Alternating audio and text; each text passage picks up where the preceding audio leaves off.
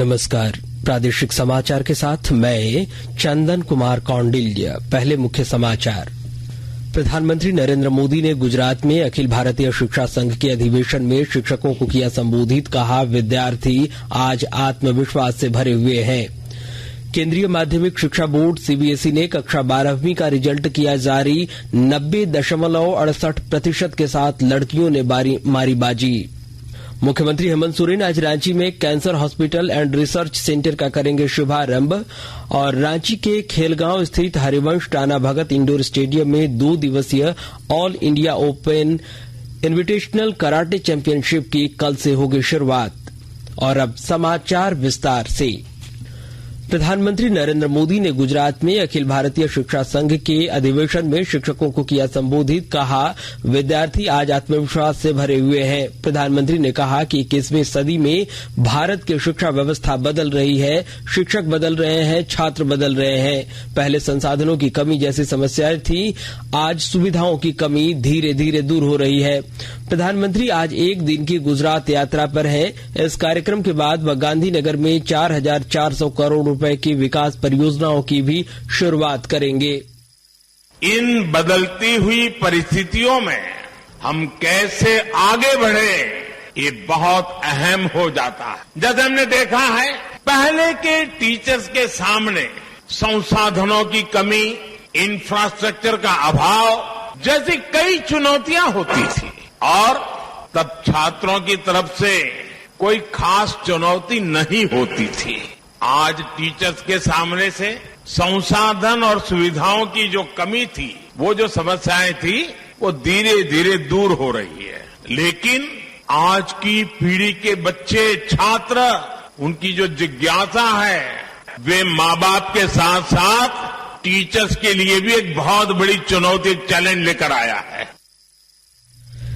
केंद्रीय माध्यमिक शिक्षा बोर्ड सीबीएसई ने कक्षा 12वीं का रिजल्ट जारी कर दिया है। स्टूडेंट अपना रिजल्ट बोर्ड की ऑफिशियल वेबसाइट results.cbse.nic.in या cbse.gov.in पर विजिट कर चेक कर सकते हैं।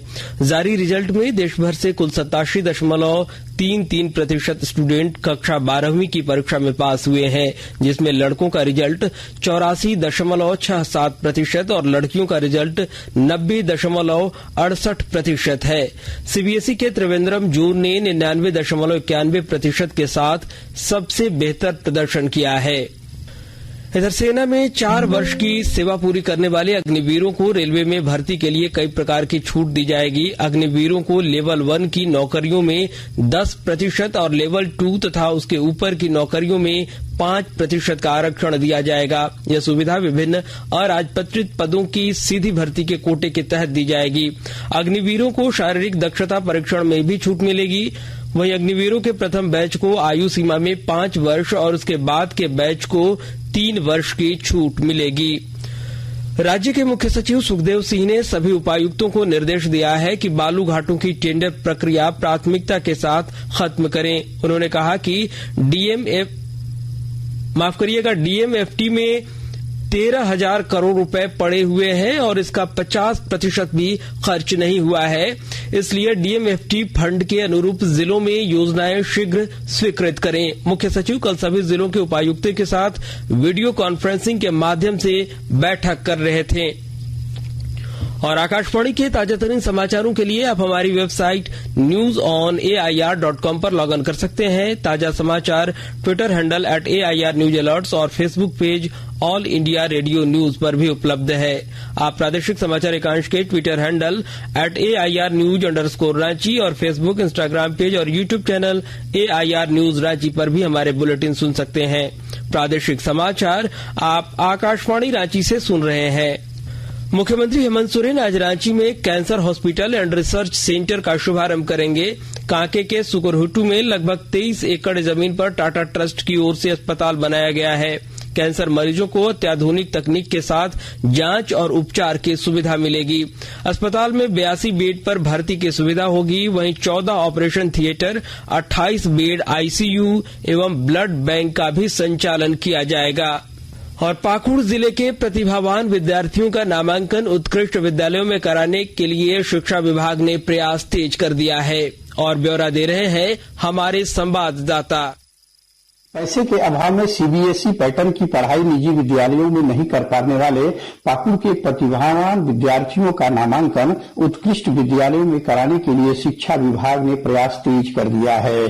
जिले के 3 उत्कृष्ट विद्यालय पाकुड़ राज +2, राजकीय कन्या मध्य विद्यालय एवं कस्तूरबा गांधी बालिका आवासीय विद्यालय में 100% नामांकन लक्ष्य के विरुद्ध सुनिश्चित कराने के लिए अभिभावकों को जागरूक एवं प्रेरित करने का काम जागरूकता रथ के जरिए किया जा रहा है। उत्कृष्ट विद्यालयों में बच्चों के नामांकन के लिए अभिभावकों को जागरूक करने के साथ साथ उनके बीच नामांकन प्रपत्र का भी वितरण किया जा रहा है। राम प्रसाद सिन्हा, आकाशवाणी समाचार, पाकुड़। जलवायु परिवर्तन से होने वाले कुप्रभावों को कम करने हेतु पर्यावरण अनुकूल जीवन शैली के उद्देश्यों को साकार करने हेतु 5 जून विश्व पर्यावरण दिवस तक पूरे देश में एक विशेष अभियान चलाया जा रहा है। इस अभियान में प्रधान मुख्य वन संरक्षक डॉक्टर संजय श्रीवास्तव ने विभागीय अधिकारियों एवं पदाधिकारियों के साथ वीडियो कॉन्फ्रेंसिंग की। इस अवसर पर उन्होंने सभी पदाधिकारियों एवं कर्मचारियों को पर्यावरण अनुकूल जीवन शैली अपनाने की शपथ भी दिलाई। इधर खूंटी के उपायुक्त शशि रंजन के निर्देश पर जिले के सभी प्रखंडों में मोटा अनाज की खेती से संबंधित कार्यशाला का आयोजन किया जा रहा है। इसमें मुख्य रूप से प्रखंड स्तर पर संबंधित जनप्रतिनिधि, सखी मंडल की दीदियां और प्रगतिशील किसान भाग ले रहे हैं। कल आयोजित कार्यशाला के दौरान विशेष रूप से मोटा अनाज उत्पादन को लेकर कृषकों को प्रेरित किया गया। साथ ही जनप्रतिनिधियों को क्षेत्र के लोगों को जागरूक करने के लिए प्रोत्साहित किया गया। और आज अंतर्राष्ट्रीय नर्स दिवस है। प्रत्येक वर्ष 12 मई को आधुनिक नर्सिंग की संस्थापक फ्लोरेंस नाइटिंगेल की जयंती के उपलक्ष्य में यह दिवस मनाया जाता है। केंद्रीय गृह मंत्री अमित शाह ने अंतर्राष्ट्रीय नर्स दिवस पर नर्सों को बधाई दी है।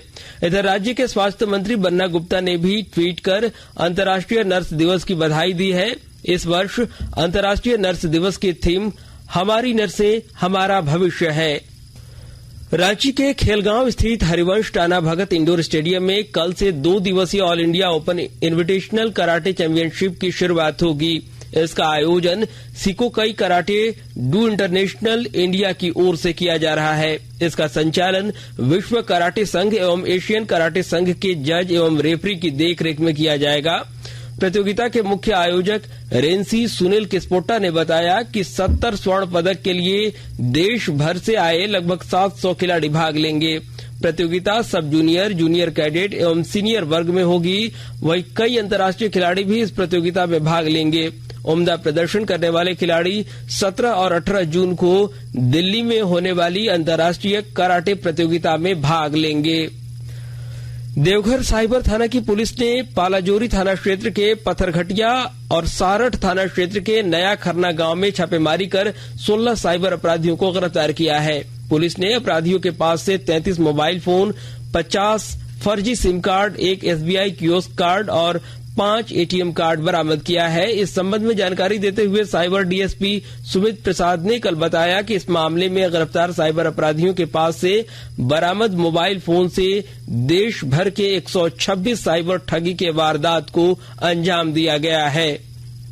पलामू जिले के हैदरनगर रेलवे स्टेशन पर आज सुबह सांसद विष्णु दयाल राम ने रांची सासाराम इंटरसिटी एक्सप्रेस के ठहराव का शुभारंभ किया। ठहराव के बाद प्रातः 4:48 पर सांसद ने हरी झंडी दिखाकर ट्रेन को रवाना किया। हैदरनगर एवं मोटारी रोड रेलवे स्टेशन पर रांची सासाराम इंटरसिटी एक्सप्रेस के ठहराव की मांग लंबे समय से की जा रही थी। रांची से सासाराम जाने के क्रम में रात्रि 10:20 पर उटारी रोड स्टेशन पर सांसद हरी झंडी दिखाकर इस ट्रेन को गंतव्य के लिए रवाना करेंगे। हजारीबाग केरेडारी के गर्की कला में पंचायत सचिवालय में प्रधानमंत्री आवास लाभुक दिवस मनाया गया। मौके पर उपस्थित लाभुकों को 30 जून तक प्रधानमंत्री आवास को पूर्ण करने का आग्रह किया गया है। इसके लिए प्रखंड कार्यालय से अधिसूचना भी जारी हो चुकी है। इस कार्यक्रम की अध्यक्षता मुखिया हितनारायण साव और संचालन VFT राजीव कुमार ने किया। और अंत में मुख्य समाचार एक बार फिर। प्रधानमंत्री नरेंद्र मोदी ने गुजरात में अखिल भारतीय शिक्षा संघ के अधिवेशन में शिक्षकों को किया संबोधित। कहा, विद्यार्थी आज आत्मविश्वास से भरे हुए हैं। केंद्रीय माध्यमिक शिक्षा बोर्ड CBSE ने कक्षा 12वीं का रिजल्ट किया जारी। 90.68% के साथ लड़कियों ने मारी बाजी। मुख्यमंत्री हेमंत सोरेन आज रांची में cancer hospital and research centre का करेंगे शुभारंभ और रांची के खेलगांव स्थित हरिवंश राणा भगत इंडोर स्टेडियम में 2 दिवसीय all India open invitational karate championship में की कल से होगी शुरुआत। इसके साथ ही आकाशवाणी रांची से प्रादेशिक समाचार का यह बुलेटिन समाप्त हुआ। नमस्कार।